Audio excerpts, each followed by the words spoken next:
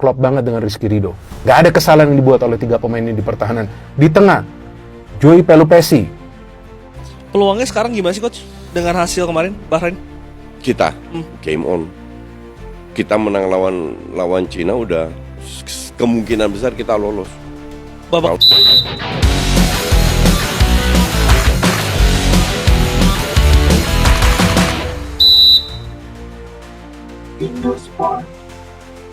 Hasil positif pada saat melawan Bahrain yang diraih oleh timnas Indonesia. Tentu saja ini ada faktor dari Patrick Kluivert dan Alex Pastoor. Dalam perubahan strategi bermain di lapangan, ini sangat berbeda saat timnas Indonesia kontra Australia, di mana Patrick menerapkan pressing tinggi dan fokus pada penyerangan, sehingga kita kecolongan dengan serangan balik dari tim Australia. Dan terlihat pada laga melawan Bahrain, Patrick merubah total dari formasi dan strategi timnas Indonesia. Berikut, kita dengar pendapat dari Coach Justin dan Bung Binder tentang ulasan strategi, serta peluang lolos timnas kita setelah menang melawan Bahrain. Babak pertama kita benar-benar menguasai. One shot Bahrain. One shot itu juga kemana bolanya? 0 on target, 0 pulang 0. Cuman masuk ke babak kedua, kalau lu perhatikan, lu kan live reaction sini. Lu lihat nggak? Di babak pertama pada saat peluit ke halftime, 3-4 pemain drop. Kalau nggak salah Kelvin, Tom, Romani, kecapean. Iya kan? Pertanyaan lu kan pasti, lo kok bisa ini pemain Eropa capek? Mereka itu pemain inti semua loh di klubnya. Levelnya tinggi, pasti endurance-nya oke dong. VO2 max-nya oke dong. Yang jadi musuh kan kelembapan 80% ini. Ya kan? Ternyata Tomai di bawah Sintayong pun kesulitan. Sekarang pun juga kesulitan. Maka dari itu dipakai cuma sampai menit 60-an, nggak sampai 60 menit. 55 kemarin. Iya. Tapi dalam 55 menit perannya itu luar biasa. Iya kan? Berapa crossing golnya, the only goal itu kan dari dia. Betul. Dia ke Marcelo, dan terus berapa kali serangan itu dari kalau dari lawan Australia itu crossing kan dari belakang dan nggak nyampe. Dari J ya? Iya, dari J, dari Kelvin ke depan, karena tengah itu dipenuhin kan. Di press Nathan sama Tom nggak bisa apa-apa kan.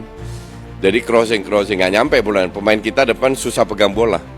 Nah kemarin crossing kan dari kiri ke kanan, ya kan? Untuk ngerusak serangan langsung berjalan, akurasi crossingnya bagus, kontrolnya bagus. Mungkin serangannya di peluangnya setengah peluang, seperempat peluang, tapi jauh lebih baik daripada Bahrain. Cina nggak punya pilihan lain selain 2 kali menang. Nggak ada pilihan lain. 2 kali menang, itu pun belum tentu lolos, ya kan? Nah, sekarang akan adalah pertanyaan, apa iya lu mau 2 kali menang terus main bertahan? Ya kita nggak tolol juga kan. Pemain kita nggak goblok juga. Kluivert Kluivert dan kawan-kawan harusnya nggak tolol juga kan. Kalau mereka bermain bertahan, ya kita main secure juga. Ya berarti cuma 3-4 pemain yang ke depan. Tapi kita pun harus menang juga untuk bisa lolos. Peluangnya sekarang gimana sih coach dengan hasil kemarin Bahrain? Kita game on. Kita menang lawan Cina udah kemungkinan besar kita lolos. Babak Round 4. Ya. Untuk ke Piala Dunia, apakah 2026? Gue cek grup-grupnya ya, gue bilang cukup besar. Karena di grup-grup lain tuh nggak salah 3-4 itu Timur Tengah. Semua Timur Tengah. Cuman Timur Tengah ya levelnya Bahrain. Iya. Dan kita sudah mengalahkan Bahrain, sudah mengalahkan Arab Saudi. Iya. Gue ngomong di beberapa channel, peluang kita 60-70%, dan itu nggak berubah. Kalau gue bilang peluang kita 100%, artinya kita rank 2 sama Jepang kita lolos. Kan nggak realistis. 60-70% masuk ke pot 4. Kan tergantung drawing. 2 kali main ketemu tim yang itu, tim Timur Tengah. Ya, tim Timur kan kita sering menang juga loh mereka. Lawan Saudi aja kita sekali menang kok. Lalu bagaimana pendapat Bung Binder tentang ulasan strategi Patrick Kluivert saat melawan Bahrain? Tentu saja dengan perombakan total strategi dan formasi saat lawan Bahrain. Klop banget dengan Rizky Ridho. Gak ada kesalahan yang dibuat oleh 3 pemain ini di pertahanan. Di tengah, Joey Pelupesi, tukang jegal kedua dari timnas Indonesia, mantap banget permainannya. Tom Hay, bagus, walaupun kita tahu stamina dia tidak bisa bertahan selama 90 menit, but it's okay. Dia melakukan tugasnya dengan baik. Pada saat dia bermain di babak pertama, dia memberikan 2 kali umpan kunci penting.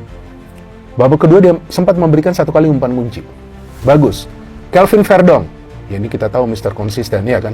Dan ternyata saya lihat mirip saya juga nih ya. Ini pemainnya banyak juga kembaran saya nih di dunia sepak bola ya. Terus di sebelah kanan Kevin Dix, jatuh bangun naik turun. Walaupun kemudian babak kedua dia terlihat sudah kelelahan, ya oke lah dia akan fight. Dan yang dipilih adalah Marcelino Ferdinand dan Oli Romani serta Ragnar Orotmangun. Formasinya adalah 3-5-2 atau 3-4-1-2 pada saat menyerang. Permainan adalah full pressing di tengah, main switching play yang cepat, main direct pass. Dan saya melihat para pemain Indonesia fokus bagaimana caranya mereka bisa mencari ruang dengan pergerakan tanpa bola. Dan itu berkali-kali mereka lakukan pada saat skor masih 0-0. Oke, dan lebih banyak serangan itu dibangun dari sektor sebelah kanan karena di sanalah inti kekuatan dari Indonesia dengan adanya Oli Romani, Marcelino yang biasa bermain dari sektor sana, dan Kevin Dix. Kelvin dan Ragnar lebih fokus untuk sesekali membangun counter.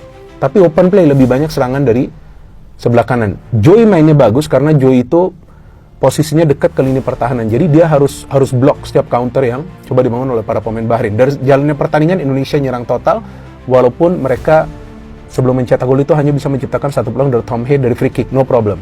But from open play, Indonesia always look dangerous, selalu terlihat berbahaya. Switching play-nya itu yang sangat baik. Dan saya melihat build up selalu dari belakang sambil melihat situasi, apa yang terjadi di depan. Nah, artinya tidak terburu-buru, tidak tergesa-gesa. Jadi, kalau menurut hemat saya nih teman-teman, strategi permainan dari Indonesia sama seperti strategi permainan Indonesia pada saat melawan Arab Saudi. Full pressing, main switching play cepat, atur tempo. Dan itu berhasil lagi. Iya kan? Memang harus